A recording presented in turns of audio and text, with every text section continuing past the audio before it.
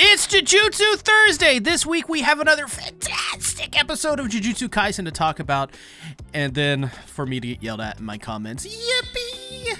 Before we jump in though, I want to shout out my Dandadan and Chainsaw Man channels. There we talk about new chapters as they release every Monday and Tuesday, respectfully. The episode opens up with a woman in her bed being awoken by Kenjaku. This serene moment is just so damn good. The production from MAPPA is insane here, like pretty much throughout the entire season thus far. I mean, this really is a good season just for production alone. But the music is so peaceful and dreamlike, which really nails the tone of the moment, but also captures the dreamlike apparition of Kenjaku and Sasaki's amazement and wonder. This is here to establish the rules to Sasaki, which is something that happens multiple times throughout this episode, because I guess we just needed to be beat over the head how these rules are, I don't know. But we see a landscape ravaged by gigantic cursed spirits. No doubt, this moment was a passion for whoever worked on it. So Sasaki is awoken by her friend Iguchi. As it's revealed, they are inside of a barrier, and suspiciously something is up with Itadori. Pretty interesting. So the gang fill in Kirara and Hikari on what the heck is going on in this anime. Hikari agrees to help with the culling game under the exception that they help him after, which he wants the regulations changed around cursed spirits. Soon thereafter, Megumi reveals to a rude Hikari that he is the head of the Zenin clan, which changes his tune. In fact, changes his tune so much, he puts on his best charm so that Megumi doesn't involve the Zenin clan in his fight club. And, of course, rule number 1 of Fight Club, completely misinterpret the meaning of Fight Club. And I also love how, as he does this, text pops up with Maki's head that says, the Zenin clan was annihilated the next day. So it really seems like Akutami really freaking hates conservatism thus far. That's the one thing that's very clear and established at this juncture. Hikari wants regulations changed because the old ways are adversely affecting how he lives now. Plus, he's a punk, right? Punks are simply just outcasts who are progressive thinkers. I mean, look at punk rock. That genre is built on a foundation of literal punks. This is important to mention and relevant because it allows us further insight to the type of people Hikari and Kirara are and the point of them being in this story, and also a view into the way people view the world. They aren't bad people. They're actually quite good people who live life the way they want to and want the freedom to do what they want. And that's pretty admirable. Megumi then discusses with Itadori the connections between Kenjaku, Sukuna, and the culling game and how oddly Itadori sits in all of this. But they table it for now and search out player information. They find the player making these rules as someone with at least 40 kills under his belt and growing. That person is Kashimo, who was revealed at the end of the last episode, and oh my god, I love his design. Though they land on a plan to make rules that would lead to Sumiki having a way out to save her. So the rule they come up with is very simple, but explained so thoroughly, which I always find so funny. Well, the rule is to subvert the rule that if no points are spent, the player dies. They plan to make a rule to transfer funds between players so that it resets the timer and effectively means that the rule no longer exists. However, to do this, they must pull in a non-player into the game so that it doesn't affect the game itself. All the while, they look for Angel to break the prison realm and free Gojo. God damn it, give me Angel already! God, I just love that design. So, she's easily not found, as we find out, likely under a different name, though they decided all to go about doing their assigned tasks to best complete their goal, except for Kirara, who is to wait outside the barrier, Sai, which is totally Hikari protecting his girl, even though she is a bit bummed out about it, as I am too, to which I say though, like, hell nah, who in the hell wants to be in the culling game? Like, why does Kirara want to be in this? This seems like the most unappealing thing in existence. So, they officially enter the culling game to look for Higuruma as they drop into the war zone like some generic-ass battle royale. Oh god.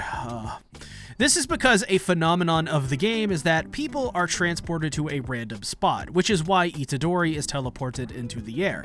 And for that reason, there are people who feed off players randomly joining the game who don't know what is going on, which leads to free kills. This is what happens to Itadori as well, as he is attacked by Rocket Girl, who's named Hanyu, and then confronted by her dude, Hababa, which I think is the best name ever.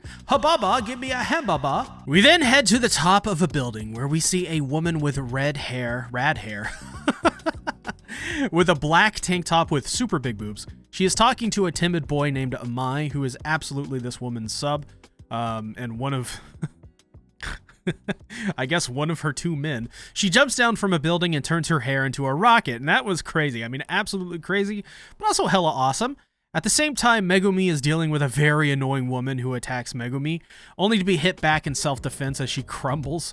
So she does relent and stops playing games and agrees to lead Megumi to Higuruma as she crawls on all fours to his knees. Good God, she's a fantastic actor, that's for sure. While this is happening, Itadori is dealing with Hababa. Give me a hambaba. He deals...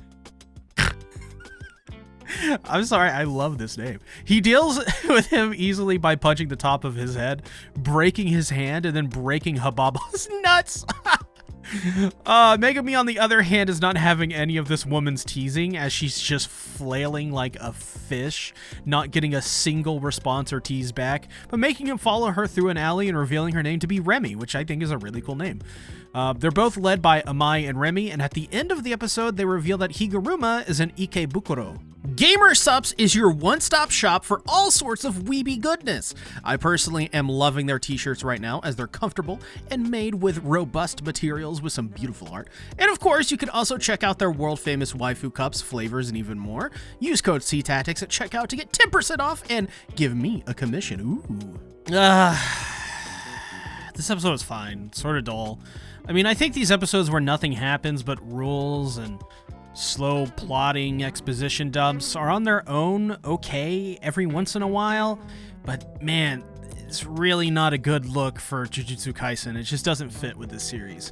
So far, it feels like this entire season has mostly been Sword Art Online style exposition dumps, maybe even Demon Slayer, which to me shows that the writing thus far has just been quite messy and disjointed, which is funny because I think Demon Slayer's exposition dumps are way better. So really, these episodes are just kind of boring. I mean, it's a good thing that Mappa's animation is just really good and their production makes the manga and the story more engaging, but there isn't much you can do either way to polish up something that by its very nature is written in a dull, unengaging way. Generally speaking, I'm mostly just whelmed by the new characters in this episode. I think Remy is pretty funny just because she got paired up with the worst guy to be paired up with. I mean, obviously, Gege can design women, and I think all the women he's definitely into are very attractive, that's for sure. But as per usual, I don't know. On the other hand, Gege Akutami... Goddamn alarm, dude, it happens every video.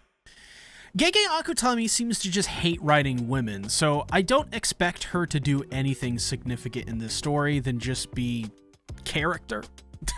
Same with Kirara, who has already gotten sidelined after 3 episodes when she is made to wait outside the barrier almost immediately. No idea what Kenjaku is planning in this episode either, with appearing in Sasaki's dreams. I guess that's interesting, but overall, I just didn't care for this episode. I didn't feel strongly one way or the other, but the more this season goes on, the more and more I am just floored at how much of a dip in quality, at least from a writing perspective, this is from season 2.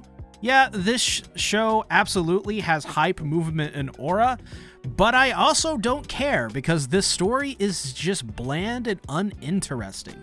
The pacing is dragging its legs right now. And while we have a Maki episode or an episode 1, which I do really love, hell, even the last 2 episodes were just pretty decent, I'm just astonished at how the culling game has thus far been so drawn out and slow. I'm sure I'm going to get a lot of disagreements, a lot of people attacking me, and people telling me that JJK isn't all about fights, just like how, at the same time, I'll also be told in the comments that JJK is only about fights and that nobody cares about the story, so just don't pay attention and stop shitting on JJK, which I'm not doing that. But I don't know. I don't care about either side of those arguments. I'm not going to make excuses just because I deeply love and enjoy Jujutsu Kaisen and it's disappointing me. The culling game by the week is starting to drag a lot. It's just not nearly as engaging, and I think that's because I can't get invested in any of these characters anymore. There are exceptions like Hikari and Kirara and old favorites like Yaga, but like Yaga's dead now. Mai's dead now. So like next week, are they just gonna kill off one of these new characters for shock value too? Just because? Like, I don't know. I'm tired, boss. I want a straightforward plot like in the Shibuya incident, and to not be whiplash between these slow plotting episodes and these high energy ones. Once again, I'm not trying to trigger you. I'm just being honest and forthcoming. Why would I lie about my thoughts on an anime and tell you it's all great and hype and aura when I don't actually believe that? You know, I'm not in the business of lying to people. If you haven't, check out my other Jujutsu Kaisen videos, and do be sure to head on over to my Dandadan and Chainsaw Man channels for even more content. Make it a great day, or not, the choice is yours.